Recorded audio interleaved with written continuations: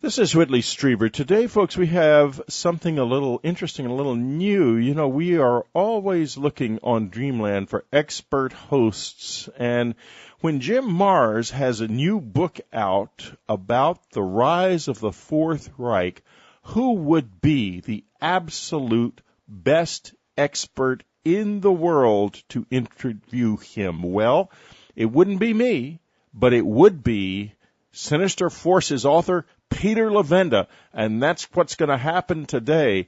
Peter Levenda is going to interview Jim Marrs about the rise of the Fourth Reich. So, Peter and Jim, I'd like to welcome you both to Dreamland. Thank you very much, Whitley. I'm really looking forward to this.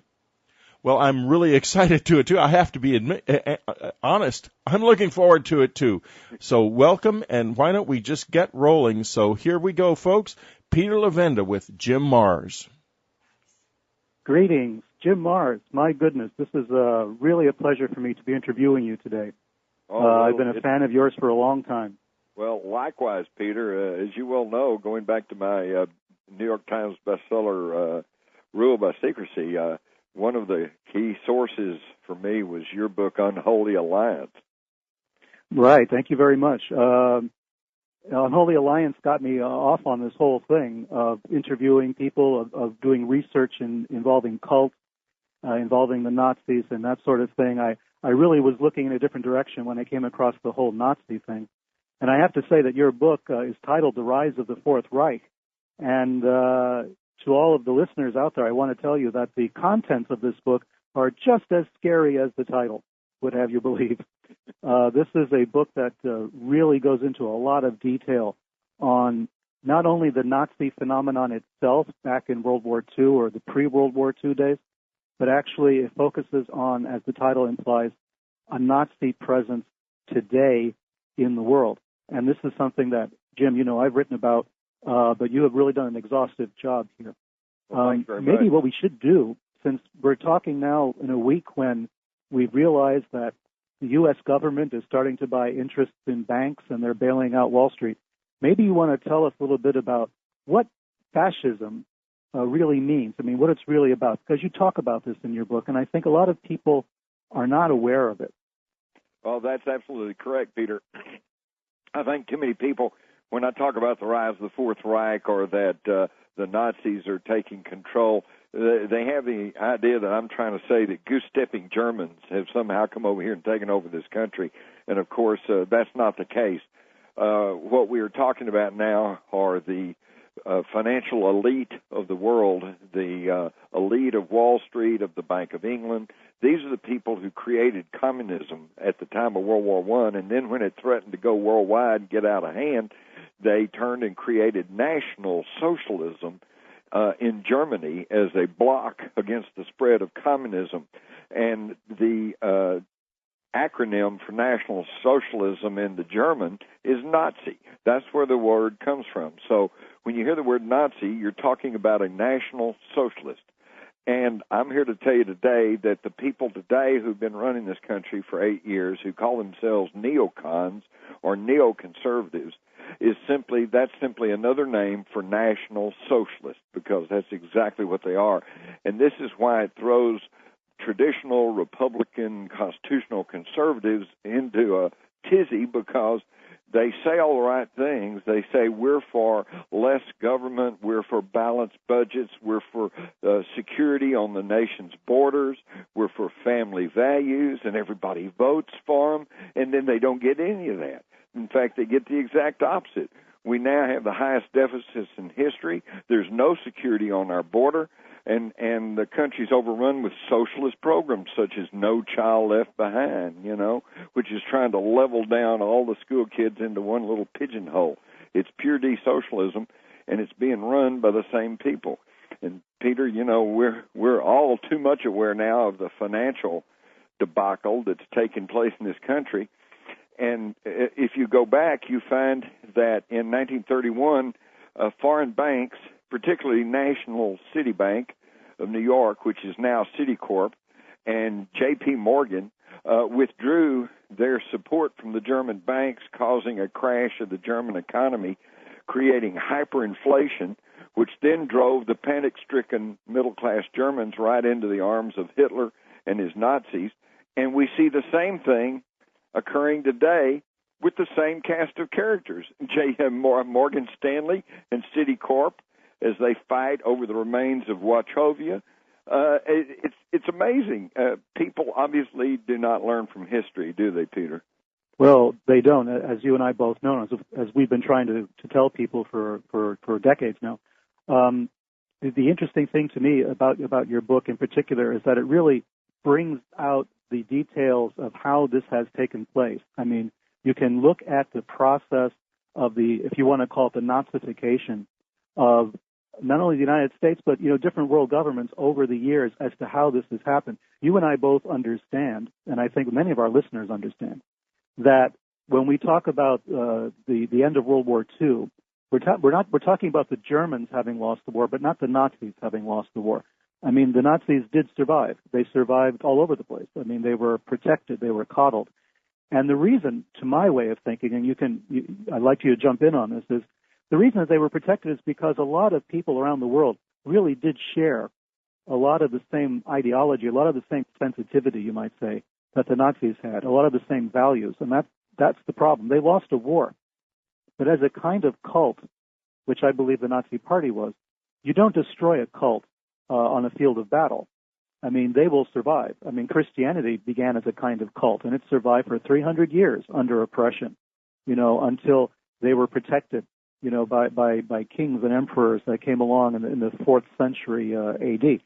So you can have a protection of this kind of ideology by government organizations, whether overtly or covertly. Mm-hmm. Absolutely, that's correct. And you're right.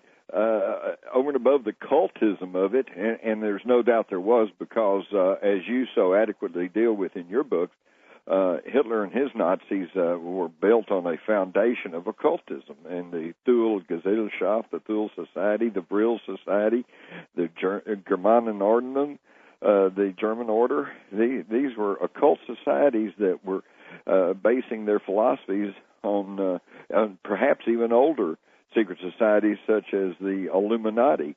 And I think the key philosophical foundation of the Illuminati that people have to understand is their idea that the end justifies the means. And this, whether or not the Nazis or whether or not the National Socialists of today would admit to being part of the Illuminati, or whether they are or not, they obviously are adhering to this fundamental Illuminati philosophy, which is the end justifies the means. And when you truly understand that, then you understand why that these people will pose as anything and anybody. They will pose as a conservative, as a liberal, as a Democrat, as a Republican, as a libertarian. They'll tell you anything. They'll promise anything. They'll say anything, and they will rob, loot, steal, kill if they have to achieve their ends. Peter, not long back, I was talking with a woman whose grandmother had grown up in Germany during Hitler's Third Reich, and she said, my grandmother always told me, she says, those Nazis will never give up. And that's right, something important for us to remember. They won't give up, and you're absolutely correct. We defeated the Germans in World War II, but we didn't defeat the Nazis. And the National Socialist philosophy, which, as you said, was looked favorably upon by the moneyed elite of the world, they simply moved from Germany over to other places, and particularly in the United States. And in fact, in my book, The Rise of the Fourth Reich, I quote Winston Churchill as saying that what they had to do was destroy Germany. He said he didn't care if a Jesuit priest was in charge. So in other words, they weren't necessarily opposed to Hitler or the Nazis. They simply did not want Germany leading the world economic order, because that, in their view, was the playing ground of the Bank of England and Wall Street. Would you agree with that? Well, yeah, I would. Obviously, I think that we're talking about power politics. And I think when we're talking about powerful elites who are out to protect their interests, I think ideology takes a back seat to that. We're talking about money and power. as the ultimate good in the minds of these people.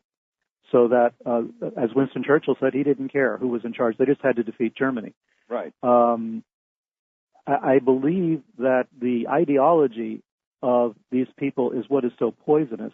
It's an ideology that doesn't have very much to do with, let's say, God or religion or faith or morality or ethics. It's a kind of ideology that has to do with how do we manipulate power? How do we control it? How do we use it? How do we survive? Right. When everyone else is suffering. And I think that's the ideology we're facing. I think you're absolutely correct, and I think it boils down to what I would term elitism. Yes. Under Hitler and the Nazis, it was a racial elitism. We're the Aryans, we're tall, blonde, blue-eyed, we're the best. And, of course, in the multicultural United States, they realized they'd have a hard time trying to make some racist thing work. But in the United States today now, it's elitist having to do with wealth. If you got a lot of money, you're okay. You should get to make all the decisions. If you don't have any money, then you're just trash. You're, as Henry Kissinger termed, you're just a useless eater. Well, yeah. I mean, it's the old joke about the golden rule. Whoever has the gold makes the rules. Right? Exactly. And it probably has always been thus. But this is why it's such a danger to us today, Peter, because if you go back and look at the history of the world in the broadest sense, there's only actually been two forms of government ever attempted in the history of the world, and one is participatory democracy, where the people elect representatives and to represent them, and then they work out all of the decisions. This was tried briefly in early Greece, and then for about 100 years in the United States. But then, in both instances, it fell back to the primary form of government that the world has seen throughout history, which is central authority.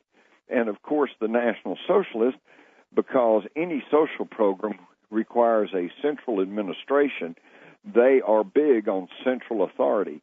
Mussolini's fascista, where the word fascist comes from, his black shirts, their emblem was the old Roman symbol of the axe tied into a bundle of sticks, which represents central authority.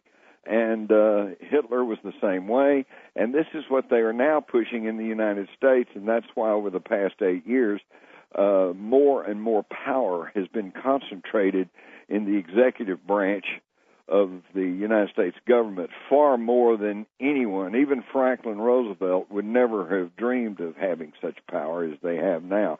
And it's all becoming more and more centralized. And now with Homeland Security, we have a centralized police force. There's no police department anywhere in this country now that is not required to answer to and take orders from Homeland Security. So well, they are basically I'd like to setting get up back to the that. Fourth Reich. I'd like to get back to that in some greater detail right after this break. We have to take a break for a few seconds, and we'll be right back. We're talking with Jim Marrs on his new book, The Rise of the Fourth Reich. Hold on.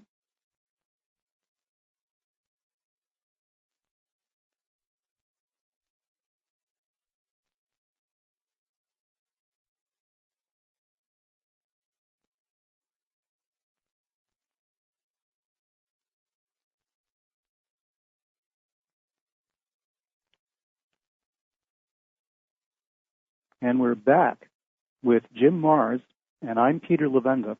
This is Dreamland, and you're listening to an interview with Jim Marrs, the author of The Rise of the Fourth Reich, which is a chilling historical survey of an analysis of the rise of Nazism since the early days of the 20th century, and even earlier than that, going back to the Illuminati, going back to some of the secret societies that helped to form many of the world's governments, and which is now, we are now confronting today with what's going on in Wall Street, with the nationalization, in a sense, of some of our banks and financial institutions. And as we were talking just before the break, Jim was mentioning about centralized authority and how the Patriot Act has been used even to subordinate local police departments to a federal oversight, to federal control. And I just wanted to bring something up, Jim, that had occurred to me after 9/11. I was not in the United States when the attacks occurred. I was in a foreign country, in a Muslim country at the time. And so I had a different perspective as to what was taking place. And my first thought was, this is going to be our Reichstag fire. Now, Right. for a lot of people who don't remember this, there was a time when Hitler had just become Chancellor of Germany, and he was trying to consolidate his power base and seize power. Well, there was a fire in the Reichstag building, which is essentially the German parliament, and he immediately blamed this fire on arsonists who were communists. And he said, we have a communist threat. What we have to do is put all of the power into the centralized government. We have to deal with this threat to our security. Now, I'm not saying, like a lot of people have said, that there was anything fishy about 9/11. I simply don't know. I've seen a lot of the data from both sides, and it's all very compelling and it's all very confusing. But whatever you believe about why 9/11 happened or why it didn't happen or why who was responsible for it, rather, you have to really recognize that the administration took full advantage of that to create a kind of police state, something that I think Hitler would have, the same kind of process that Hitler employed to consolidate power in himself. Our president at the time, George Bush, seemed to consolidate that power in our central government. I mean, is that the kind of thing you're talking about? And you know, Peter, this is really nothing new. I'm reminded of a quote from Hermann Goering, who was head of the Nazi Luftwaffe, and at Nuremberg, he said, quote, "Voice or no voice, the people can always be brought to the bidding of the leaders. That's easy. All you have to do is tell them they're being attacked and denounce the pacifists for lack of patriotism and exposing the country to danger." Well, where have we heard that before? Exactly. Sounds familiar, doesn't it? Sure does. It's absolutely amazing, the parallels. And, of course, following the Reichstag fire, which to those in those kinder, gentler times, slower times, was as much of a trauma to the German people as 9/11 was to us, that Hitler rushed through the Enabling Act, which required gun registration confiscation and personal identification, national identification papers, and, of course, set up detention centers, which quickly evolved into the concentration camps.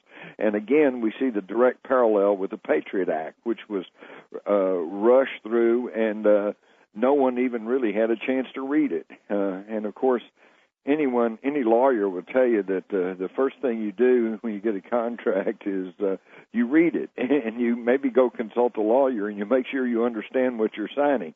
But our legislatures didn't have that privilege. They simply were told, if for the good of the country, you got to sign this. And again, we see the same type of Nazi philosophy in action. But Peter, here's something I'd like to discuss with you is that I know you have dealt a lot with the occult side of Nazism, and as I got into the incredible technology that was developed by the Nazis during the war, the question kept in front of me was, where did they get all this technology? How did they get all this? And, of course, I've heard stories over the years that somehow the Nazis had captured a UFO or a flying saucer, and they had back-engineered it. But every time I try to track those stories, nothing really substantial ever came out of it.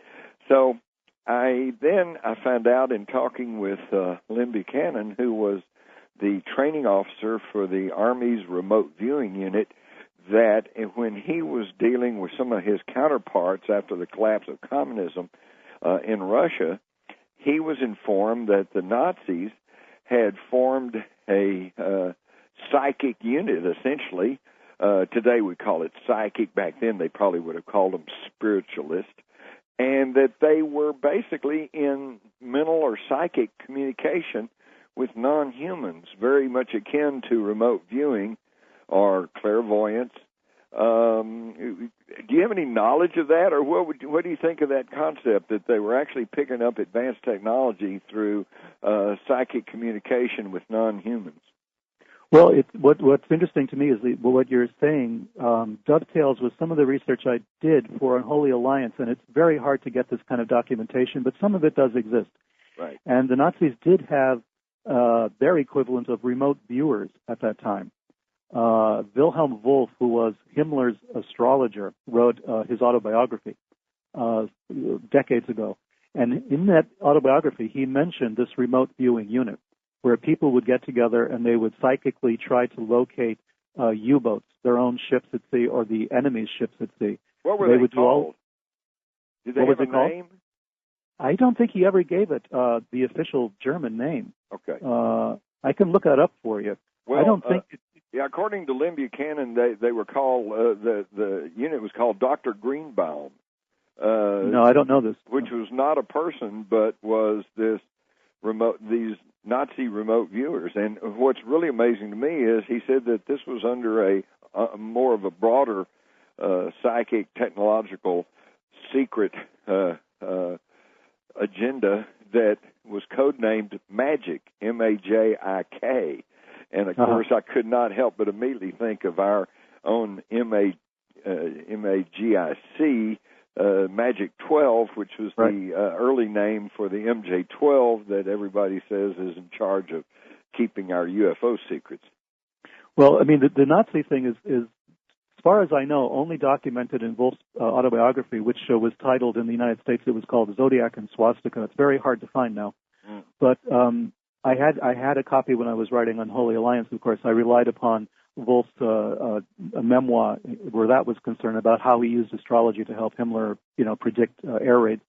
But for the most part, Wolf had been thrown in jail as an astrologer after the Hess affair. Now, you talk about the Hess affair a lot in your book, and that's a fascinating subject also we should talk about. But what I'm fascinated with is the fact that Wolf had been thrown in jail, then rehabilitated essentially, and then was made privy to this psychic operation, this psychic viewing operation. Well, now, whether they were in contact with disembodied, or forces or alien beings, I don't know. Wolf doesn't say that, but he does say they were psychically communicating and that they were getting information somehow, and that this did have something to do, as I remember, with some of the German technological advances.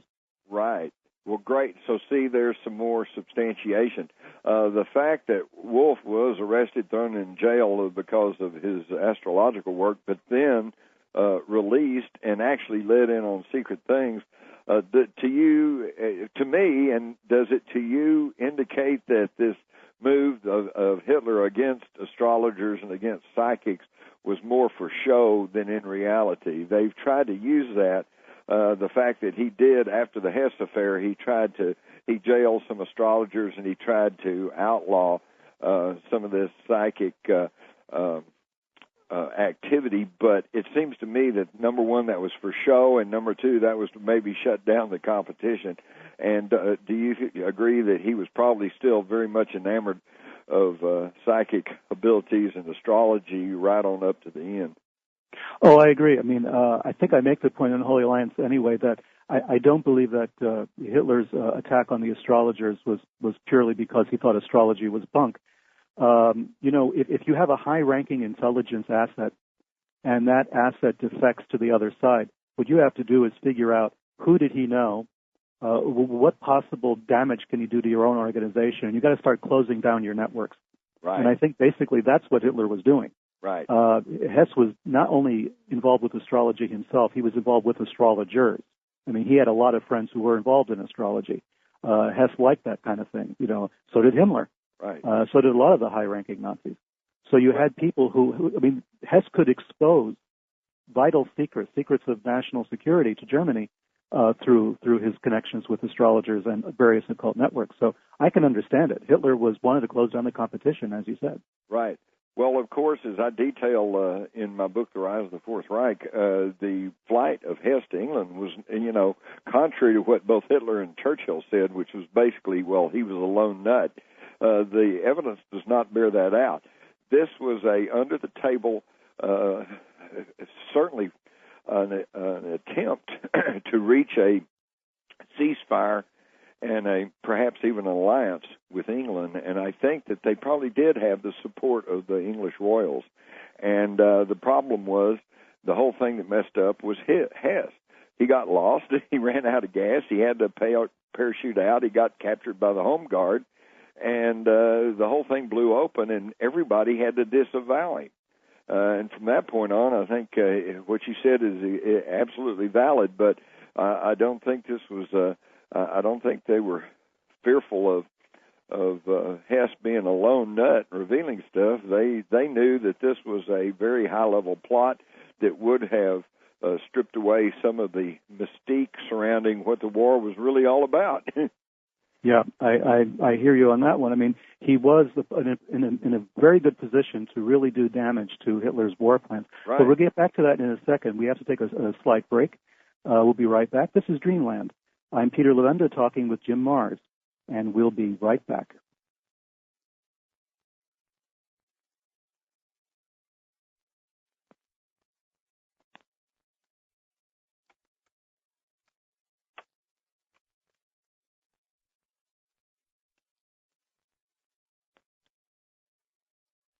And we're back with Jim Marrs, who's talking about his book, The Rise of the Fourth Reich. I'm Peter Levenda for Dreamland, and we were just talking about Rudolf Hess, his flight to England, and Hitler's reaction to it, which was, of course, the reaction of a man who was desperately afraid that secrets would be revealed and too much information would go to the enemy. I think you've connected, if I'm not mistaken, Jim, with Operation Barbarossa and Exactly. the attack on Russia. Yep. And, that, Peter, that was a heck of a surprise and shock to me because that has always been one of the biggest questions in my mind studying the Third Reich and World War II was Hitler, who in his book Mein Kampf wrote more than once that Germany should never again get involved in a two-front war.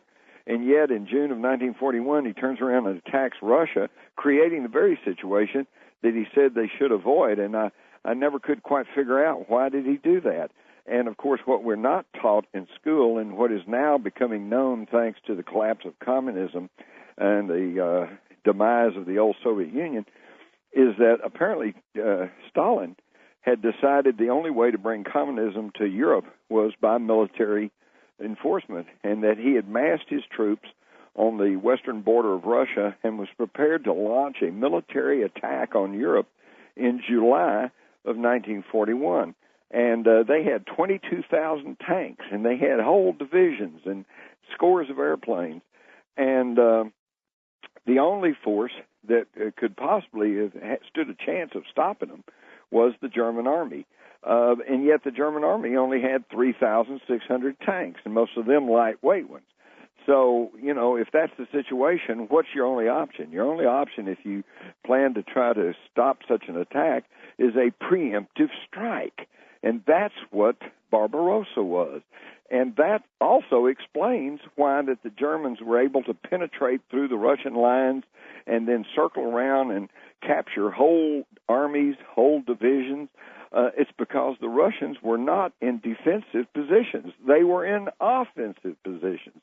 This is huge. This is totally turns the whole idea of the Eastern Front and World War II, just turns it on its head. It really does, and it's a shocking thing to read. Because in school, of course, we're taught a lot of things. When I wrote Sinister Forces, I was constantly amazed at all of the things I had to unlearn about American history. And then you start going into the rest of the world history, and you realize you've been told fairy tales quite often. And this whole story of Barbarossa takes on a whole new meaning. I mean, Patton famously remarked that, we had been firing our guns in the wrong direction. I'm not sure I 100% agree with Patton on that. I think defeating the Nazis was a noble thing. But it does give you a whole sense of mystery, confusion, deception that's been taking place in our world history for at least the last 60, 70 years, if not longer. And, truth has to come out. Exactly. This information should be understood. We can't understand what's going on unless we really sit back and look at what really happened calmly, objectively, and with our eyes wide open.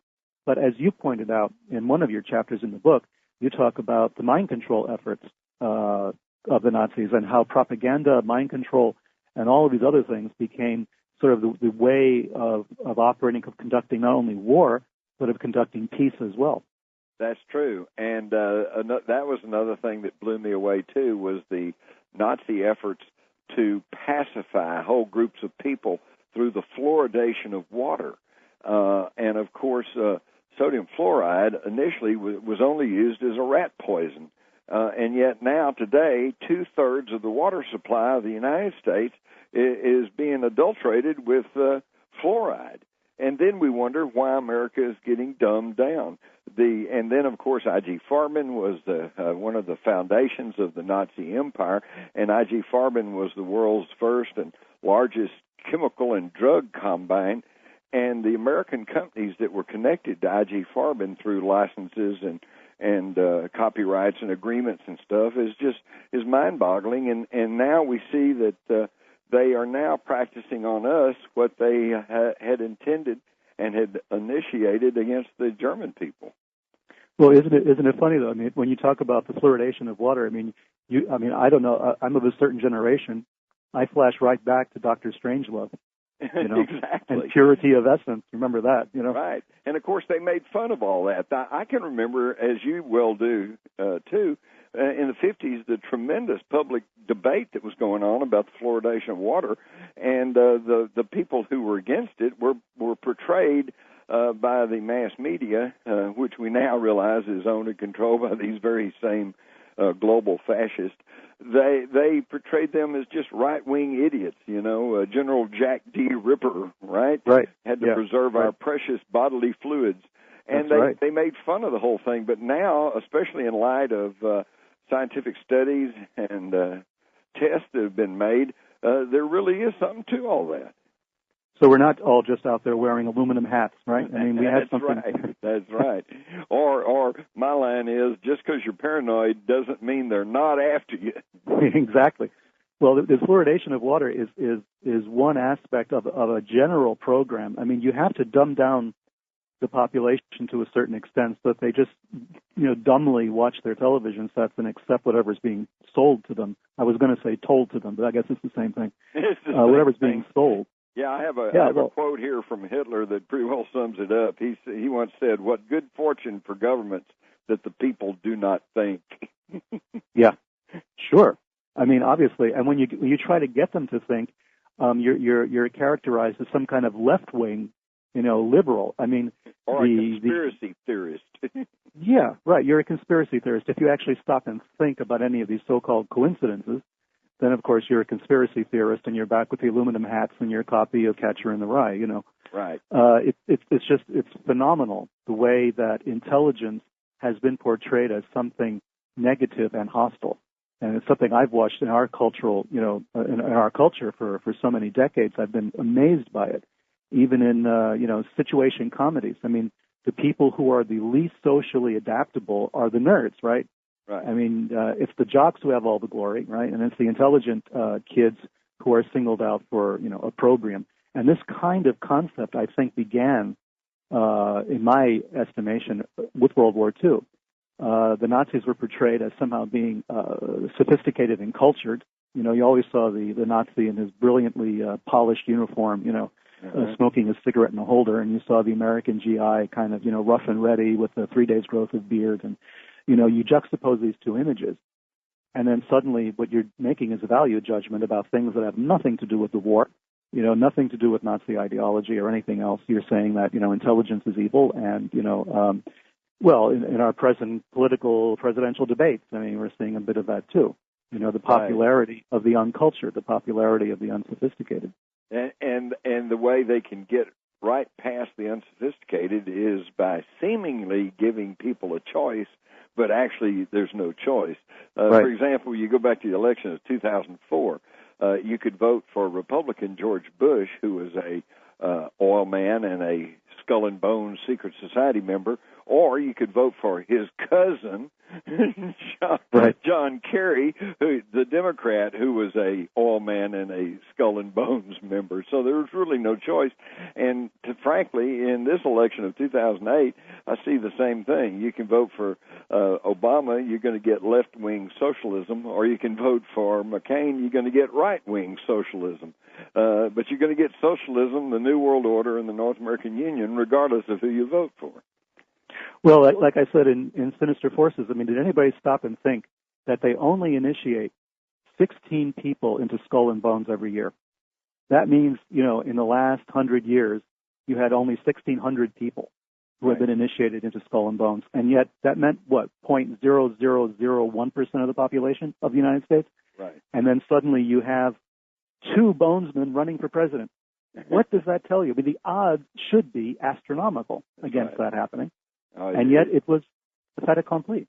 The odds are impossible. And yet when you try to point that out to people, you're just a conspiracy theorist, because people have been caught in an electromagnetic matrix, woven by the electronic mass media, which is owned and controlled by the very same people we're talking about. Right.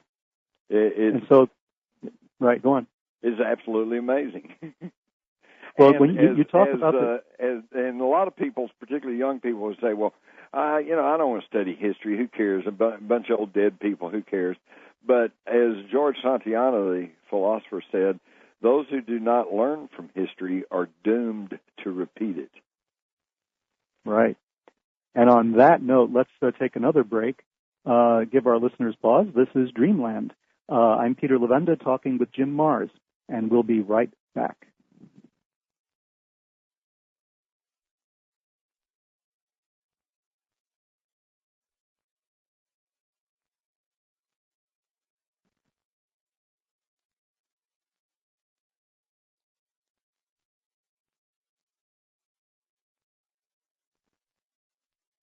And we are back.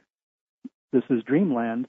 I'm talking with Jim Marrs. I'm Peter Levenda. This is about Jim Marrs' new book, The Rise of the Fourth Reich. We've been talking about Nazism and fascism, not just in a World War II context or in an ancient historical context, but as Jim had just quoted Santayana saying that those who do not learn from history are condemned to repeat it. Speaking of that, you were talking in your book, you made the point of the union between the state and the corporation as being the fundamental basis of fascism and of course, of Nazism itself. This is something that we're, of course, seeing today. That's not easy to accomplish. If it was easy to accomplish, it would have been done, a long time ago, and we'd be living, in a fascist state right now. Some people say we are. I was going to say we may not be too far from that anyway. But well, Peter, let me explain the difference.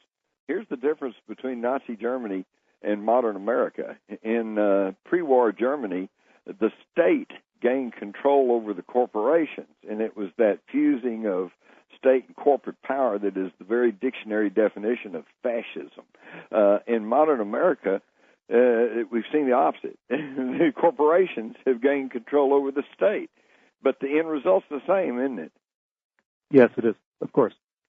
I mean, when you have both state and corporation operating in concert, how do the people on the ground in Main Street, as they're so fond of saying these days, how do the people in Main Street cope with this? How do they react? How do they resist? I mean, when you have the company that employs you and the government that's supposed to protect you operating together, what happens to democracy under those circumstances? Well, obviously, it's been shredded almost beyond recognition. So let's turn to a more positive note, and let's put our heads together and figure out what does the average guy, what does the person on Main Street, what do we do about all this? And of course, I would say the first step is to educate yourself to what's really going on. But then, what do you think, Peter? Well, what do we do then? There are, after all, more of us than there are of them. Well, part of the tools that we have at our disposal is something that the Nazis in their wildest dreams didn't think we would have, and that is a communications medium such as we're employing right now, which is extremely powerful and completely individualized, or is capable of being so. Of course, the ISPs are being taken over by conglomerates naturally, and we have the Patriot Act, we have Echelon, we have operations that are tracing our phone calls and our email messages and our text messages and everything else. So we have to fight against it. But at least they haven't been able to absolutely block us, up till now. And I tell you, you are talking about the internet, right? Well, yes. Right, and they haven't been able to stop it yet. But as you say, there's all kinds of endeavors going on to try to figure out how to curtail and corral the internet.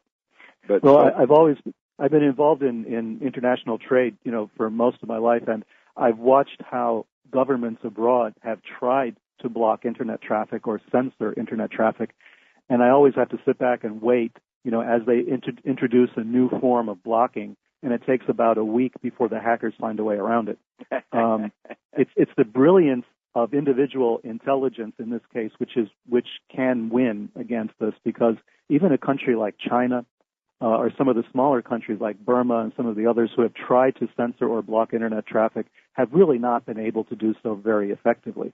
There are ways around it. Hackers do manage to get the information out. People are, working on an individual basis to combat this. I just don't know how long this kind of individual action will succeed before it does become, monolithic.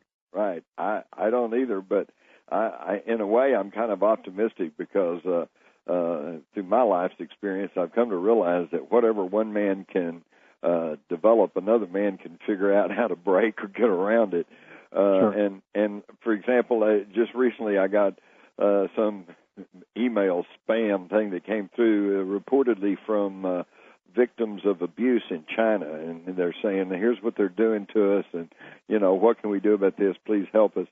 And whether or not that's even valid or not, the point is that just a few years back, say China under Mao, there's no way we would have ever heard the voices of dissidents in China. But now, thanks to the Internet, we can. Yeah, it is true, and it is happening. And what does this do for us in terms of democracy? I mean, it gives us a voice, which is something that under fascism we would not have. So this is still our last lifeline, in a sense. I don't know if there's other things we can do except to promote education this way, to promote information, to talk to people, to make them aware of what's going on, because the mass media itself has become a kind of propaganda machine. Right. I talk about propaganda in my own work, and you do in yours, in The Rise of the Fourth Reich. You talk about mind control operations. You talk about the Nazi approach to controlling consciousness and how some of this information we brought over with Operation Paperclip. I mean, the moral imbecility of us to bring over the very people who had enslaved their own and who had committed such atrocities during World War II, to bring them over and enshrine them in our research and development projects and enshrine them in our scientific establishment. I mean, to me, it boggles the mind. I mean, and people who've talked against this, people like Eleanor Roosevelt or Albert Einstein and the others, were categorized as left-wing nuts because they did not support this, because obviously Russia was our greatest threat at the end of World War II, and therefore we had to make a deal with the devil. Again, the end justifies the means, as you wrote. Exactly. And the thing is, the way I see it is, if that had just happened, if it was just the expediency of the Cold War and the contest against Russia, that's bad enough. But I don't think it would have gotten as far as it did. I think the reason that this infusion of National Socialism, Nazism, was so successful was because at the very top of the power pyramid were these Wall Street financiers and Bank of England financiers, the very same people who had created and funded Hitler and the Nazis. So they were certainly not opposed to bringing their creations in over here and instilling a new Reich in America. And by the way, before we get totally past that, the German word Reich simply means empire. Interestingly enough, though, Reich with a small r means wealthy or rich. So it's not at all a stretch to say that the new Fourth Reich is a empire of the wealthy. Yeah, and I think that's what we're seeing. We're seeing every kind of empire being an empire of the wealthy. Right. I think we've been told by our presidential candidates that an empire which fails economically cannot maintain itself militarily, and the implied suggestion is that we need wealthy corporations. We need a wealthy America to be militarily strong. That message is out there. Save yourself, protect the country by supporting the wealthy. I mean, that could be one interpretation. Well, one way that I've thought of that perhaps we could exercise some influence over what's going on is attack them where it really hurts in the pocketbook. All of these corporations are filled with thousands and thousands of people, most of whom are not Nazis. Most people would want to be good Americans. They are simply following the dictates of the owners of these corporations. But the bottom line is the bottom line. They want to make money. And so if we could educate ourselves, we could maybe use the power of the dollar to influence what's going on. Just for a bad example, let's say that we're fed up with high gasoline prices. So for 1 month, we get enough people together who boycott Exxon. You don't have to stop buying gasoline. You just don't buy it from Exxon. And after 1 month, when Exxon sees their profits dropping, then what are they going to do? They're going to lower prices to regain the initiative. And then what's that going to do to the other oil companies? They're going to have to drop their prices too to stay competitive. And in that way, we can use the power of the dollar to exercise a little bit of influence over what's going on. Well, that sounds like a brilliant suggestion. And I think using the power of the Internet to get that message across, you might actually see results. Right. People listening to this message may decide, let's try that. Let's try a boycott. Right. Let's selectively pick out an oil company and simply avoid. Start looking at products and look at the ingredients. If it's got aspartame in it, which has now been proven to be a carcinogen, don't buy it. And when people quit buying it, then they'll quit making it. Right. It's as simple as that. Yeah, exactly. Well, now, I know we're kind of coming up on the end here, so I just have to jump in and get a little bit philosophical with you, Peter. Okay. I've read all of your trilogy, Sinister Forces, and it just blows me away.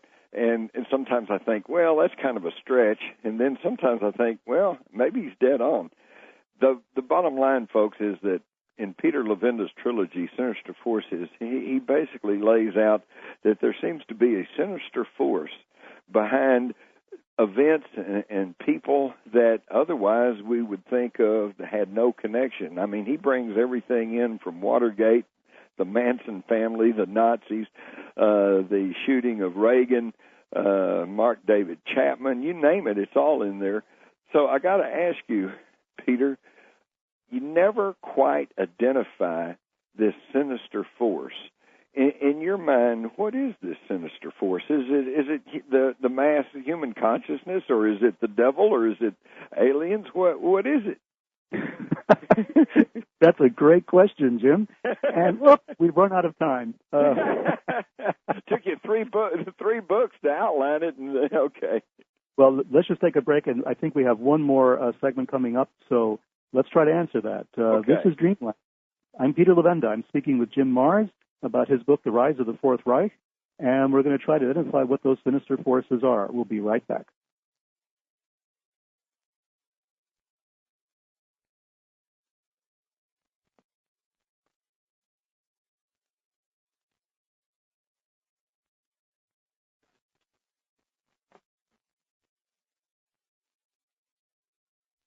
Oh, great.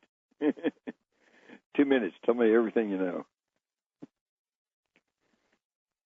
And we're back with Jim Mars. And I'm Peter Levenda for Dreamland. We're talking about the rise of the Fourth Reich. Just very quickly, Jim asked a very provocative question. What are those sinister forces? Well, as I try to point out, we talked about in the last volume, I spoke about quantum consciousness. I talked about all sorts of mental techniques, psychological warfare type of things. I believe that the sinister forces is basically naked power, but power on a level that we don't understand. Power as a psychological force, let's say, or a force in the universe, something which is nakedly aggressive. We may have called it the devil in previous incarnations, or evil spirits, or the jinn, or all sorts of names have been given to it. I think these are our attempts to understand it. I think that when we look at political coincidences, which we talk about conspiracies, but we talk about coincidence, I think coincidence is the evidence for the operation of this force, that there is a natural force that if we succumb to it, of course, we follow the leader, as we did in Nazi Germany. But we don't have to succumb to it. It's simply power, as atomic energy might be considered power. I think those sinister forces do exist. I think cults manipulate these forces. I think that's what occultism is all about, the manipulation of this force to use it for their personal ends, individualistic ends. So I came that close to identifying them, and that's about as close as I'm going to get, Jim. What do you have to say? I think so. Well, let me just wrap it up by saying that at the basis of everything we know, physical, material, whatever, is energy. The entire universe is energy, and anytime you're dealing with energy, you're going to have a positive and a negative aspect of that energy. And so I guess the message is we need to all strive to go towards the positive end of the energy. I agree with you, and I think that's a great place to end this. I'm sorry we don't have more time to talk, Jim. There's so much more we could talk about. Once again, it's Jim Marrs. The book is The Rise of the Fourth Reich, The Secret Societies That Threaten to Take Over America, and which may be in the process of doing so right now. Thanks again, Jim, and thanks to Dreamland for this opportunity.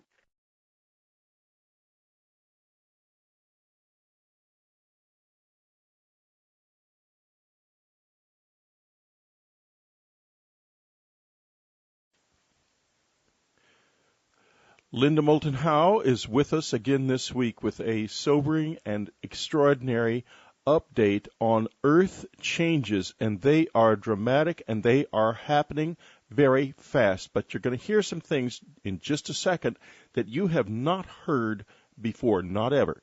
So without further ado, here she is from Albuquerque, New Mexico, EarthFiles.com's Emmy Award-winning reporter and editor, Linda Moulton Howe. Thanks, Whitley. In this first 3 weeks of October of 2008, there have been so many science news updates about our rapidly changing planet that I realized I was filling up an entire manila file with newspaper, magazine, and web clippings. And today on Dreamland, I'm going to share just some highlights from that Earth file, which is accumulating more and more science news about rapid changes than I think that I have ever seen as an investigative reporter. In October, scientists reported that the fall temperatures in the Arctic broke all record highs for all time, averaging 5 degrees Celsius above normal, which is 41 degrees Fahrenheit above normal. All that Arctic warming has caused the highest sea level rise on record. It doesn't seem like a big number right now, only 0.254 centimeters a year, but it still means Arctic waters are rising as more and more ice melts from the warmer and warmer Arctic temperatures. All the Arctic sea ice melt in 2008 was the second greatest since satellite measurements began in 1979, and the Arctic ice melted in a volume perhaps even greater than 2007, which holds the number one spot for ice melt, and that makes 2 years in a row, 2007 and 2008, as record-breaking Arctic ice melt since we have been keeping records. The consequences so far: the reindeer herds are having a hard, struggling time, and there's a huge decline. Green shrubbery is now moving into Arctic areas that have been dominated by permafrost for centuries. And the saltiness of the Arctic Ocean and North Atlantic is being diluted by all of this fresh ice water runoff. And as you and I have talked about on Dreamland before, less salt in the North Atlantic water means less density. Less density could slow down or even stop what is called the North Atlantic Oscillation that brings warm equatorial waters up into the North Atlantic.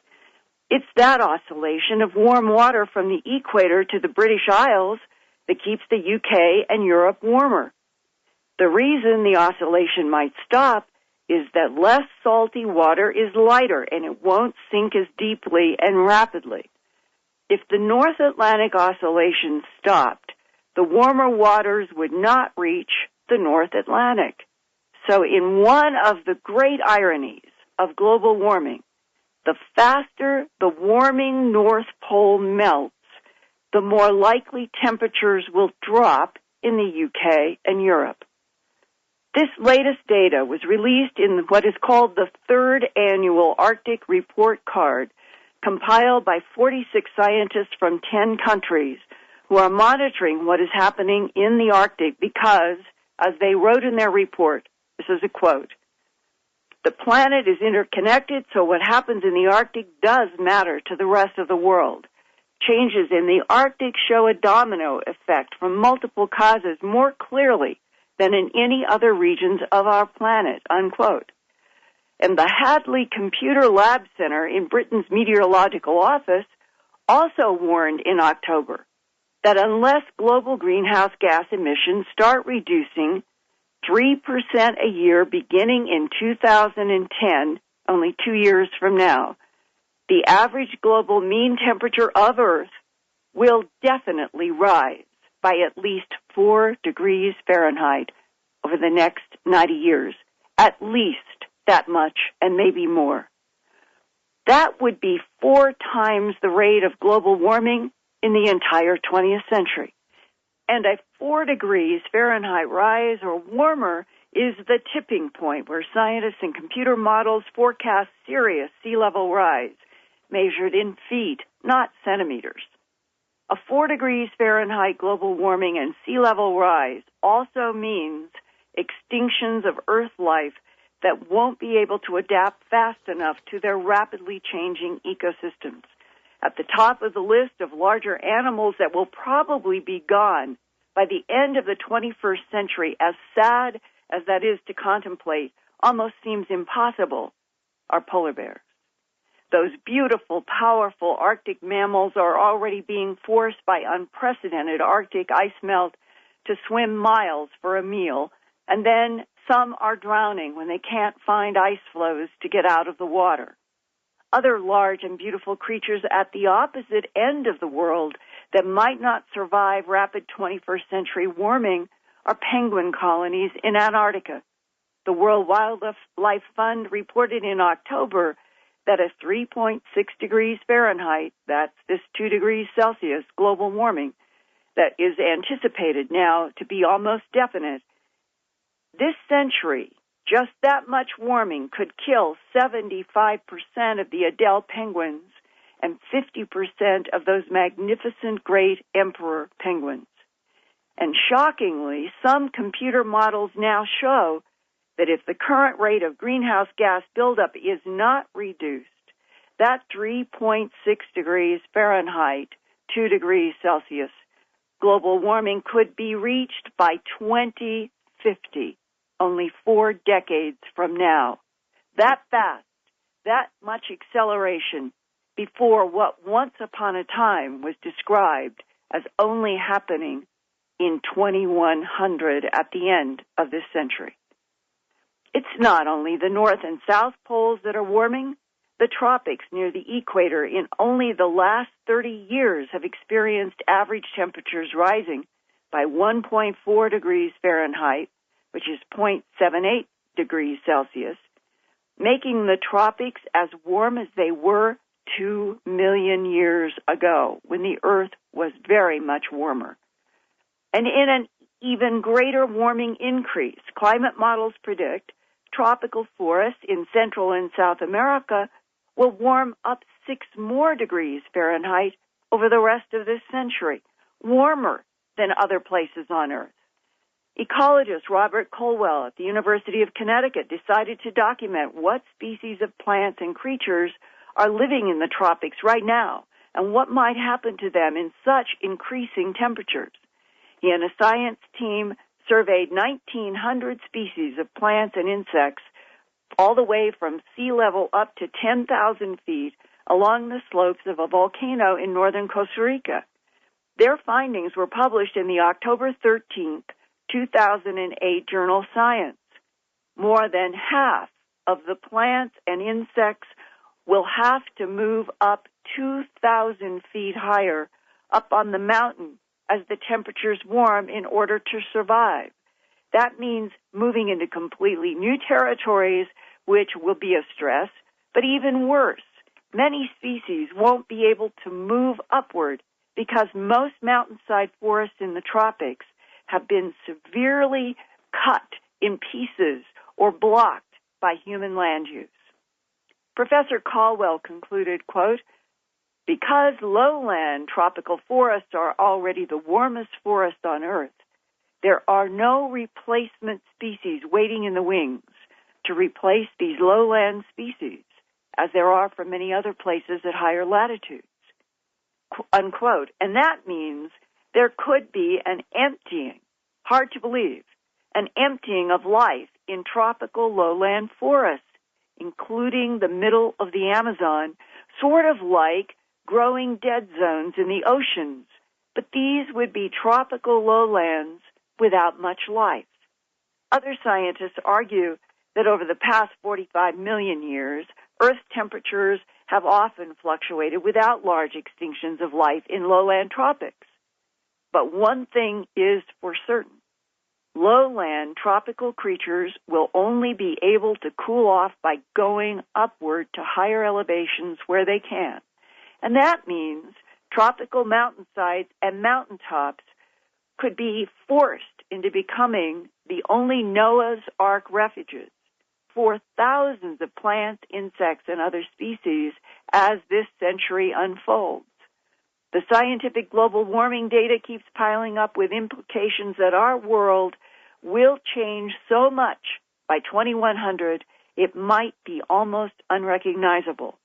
In December 2008, various nations are scheduled to have representatives meet in Poland to discuss yet a new international treaty to cut down global greenhouse emissions, going beyond the Kyoto Protocol.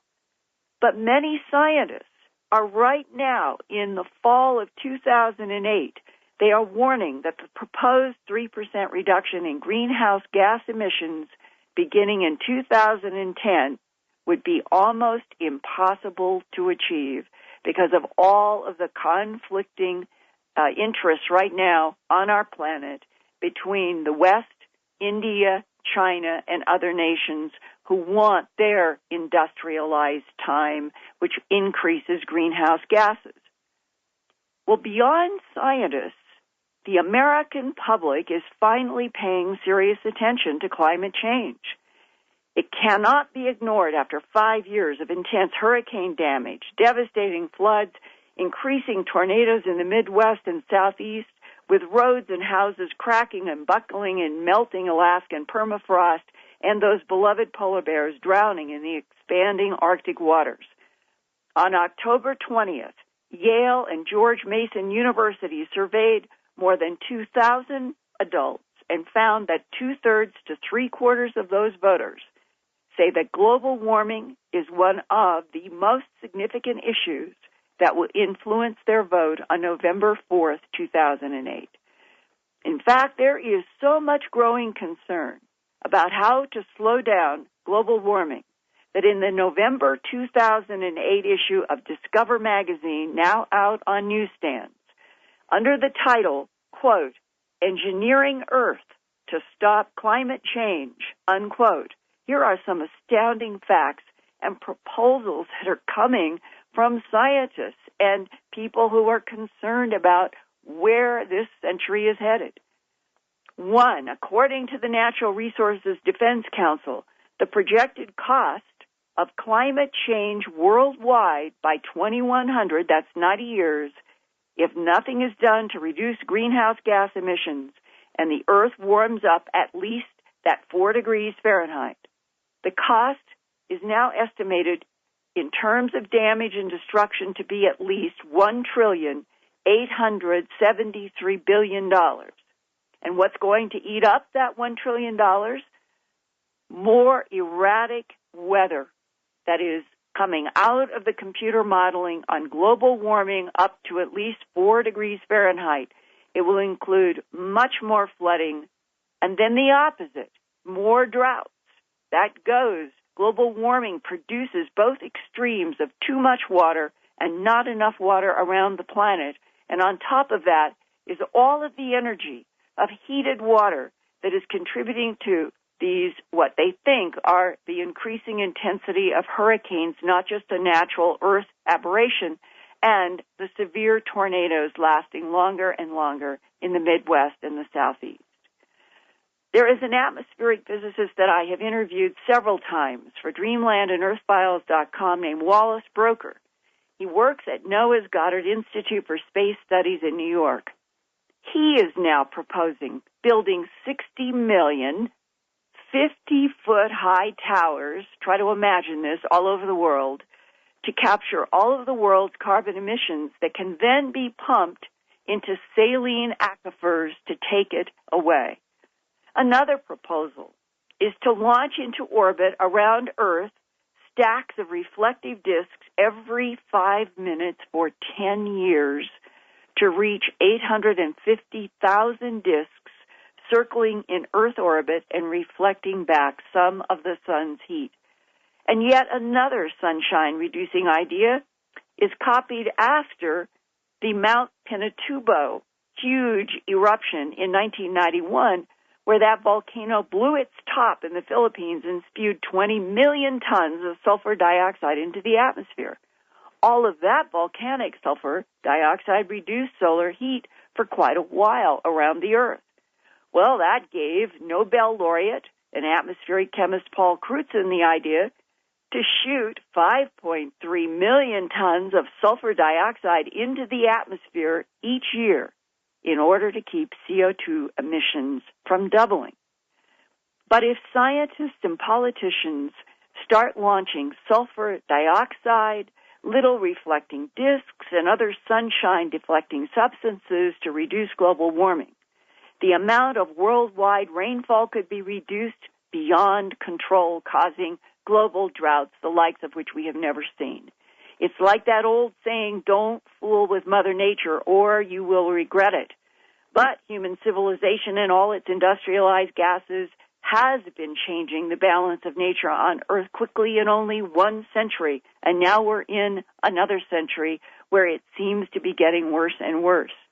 And yet, the painful consequences of our ignorance as a human species are going to keep increasing for the foreseeable future. But this won't be the first time that our planet changes temperature and ice distributions rapidly. The center of Antarctica is covered by 2.5 miles of ice, and yet below all of that ice is one of Earth's greatest mysteries, the subglacial Gamburtsev Mountains, as big as the Alps, and they are encased at the bottom of all that Antarctic ice. No one knew there was a huge mountain chain beneath Antarctica's ice until a Soviet team of scientists explored there in 1957 to 1958. No one, no scientist anywhere understands how these tall mountains formed in the middle of the Antarctic continent. But there might be more answers coming from what is going to now be launched in December. There is going to be a team from the UK, United States, Germany, Australia, China, and Japan. They're going to set off for about 3 months' work in December. They're going to have aircraft with radar to detect ice thickness and map shapes of this subglacial Gamburtsev Mountains. And just remember, these big Alp-sized mountains are down underneath 2.5 miles, that's 4 kilometers of Antarctic ice. They're going to use gravity and magnetic surveys trying to determine the structure and what can they find out with seismic waves that could probe right into these mountains, and maybe they could figure out what the mountains are made of. And Professor Fausto Ferraccioli, PhD, he's on one of the British Antarctic Survey team members that's going. He describes the scientific challenge this way. Quote, you can almost think about this as exploring another planet, but it's on Earth. This region of Alp-sized mountains is a complete enigma. It is in the middle of the continent. Most mountain ranges are on the edges of continents, and we really cannot understand what these mountains are doing in the center of Antarctica, down 4 kilometers, 2.5 miles beneath ice, unquote. And I share this last science adventure that is heading off in December of 2008 on this huge mystery because the events that have unfolded on this planet over the 4.6 billion years that this ball has been revolving around the sun, have had apparently catastrophes and dynamics that would leave all life obliterated if we went into a snowball or if we went into such sudden melting of ice that we have flooding going far inland and islands go under. And yet, as we head out from 2008 toward 2100 in only the next 9 decades, we are facing unknowns about everywhere on our planet, as great as the challenge of these scientists trying to figure out what happened, how did a continent with outsized mountains end up buried under 2.5 miles of ice. Whitley, it's absolutely amazing what is happening now. Well, Linda, it certainly is, and it bears out the discoveries of people like Professor Lonnie Thompson of the Bird Polar Research Institute in Peru, which found much more recently, just 5,200 years ago, an area was quick frozen so fast that big leafy plants froze like frozen food freezes. In other words, they didn't shrivel or anything. There was no frostbite on them. That's right. Frozen in a matter of minutes. Exactly. He told me that in finding some of those plants, as if they had been freeze-dried by 21st century science, that he was just astounded. And he said, Linda, whatever happened, it happened so rapidly that it defies our ability to understand it. Exactly. And what also defies our ability to understand is two other things. The fact that those glaciers are still there. Yeah. They came about in seconds, and they're still there over 5,000 years later. And that's not the only example he found. But also the Iceman, Ötzi, in the Tyrolean Alps, was moving through a woodland meadow, a high alpine meadow, about 5,200 years ago when he was killed in some way, but also overcome and frozen by a snowstorm that didn't melt until the 1990s. Exactly, and that we would not know about the fragility of the dry ice-like freeze in the Peruvian and those areas, and we wouldn't know about Ötzi if we were not experiencing the global warming that we are now and the rapid melt that is exposing these discoveries. Linda, this planet goes along quietly on its own, living its life, being nice to whoever happens to live on it for years and years and years and eons. And then suddenly something snaps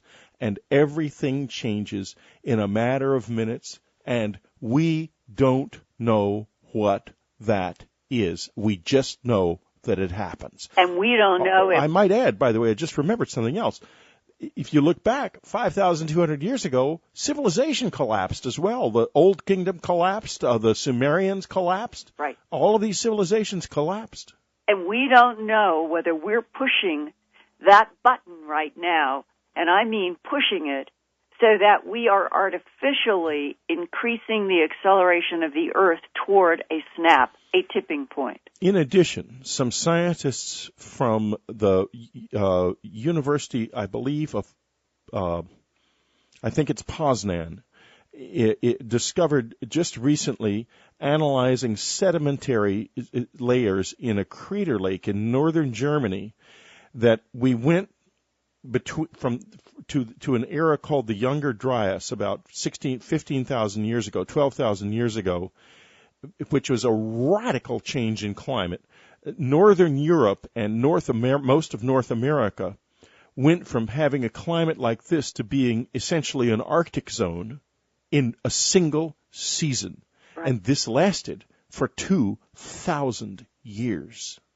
And if something like that happened in the 21st century, given this interconnected world that is struggling to just stand on its feet now with so many problems and population burgeoning, can you imagine? I mean, I think what we're saying is if one of those triggers occurs, there will be massive reduction in populations of all species of life. Including us. Exactly. Like the last time it happened, 15,000 years ago when the Ice Age ended. Virtually all of the larger creatures in North America, except the buffalo and us, were eradicated. The mammoth went, the woolly mammoth, the mastodon went, the North American camel went, the North American horse went, all of these big animals. The bigger you are, the more exposed you are to these changes. And folks, you better think about it, because it has gone beyond saying that there's no problem with the polar bears. That kind of statement is irresponsible. It's even treasonous to mankind and to this country to make statements like that. And that's right, it's treason, because it is so dangerous to our lives and the lives of our children. And people know this, fortunately. The idea that there is no such thing as global warming is fortunately and thankfully in the past. But is it too late or not? Only time will tell. Linda Moulton Howe, thank you for a sobering report. What a dreamland it's been. First, Jim Marrs and Peter Levenda talking about the Fourth Reich. Scary stuff, amazing information that you will never hear anywhere else. And then a frank, open, and true science report on this level about these problems that the media would much rather ignore in favor of Paris Hilton and whatever the latest fake controversy is. Listen to Dream.